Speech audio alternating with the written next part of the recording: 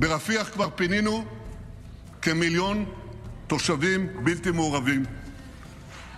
ולמרות המאמץ העליון שלנו שלא לפגוע בבלתי מעורבים, קרתה לצערנו אמש תקלה טרגית. אנחנו חוקרים את המקרה, אנחנו נסיק את המסקנות, כי זו המדיניות שלנו.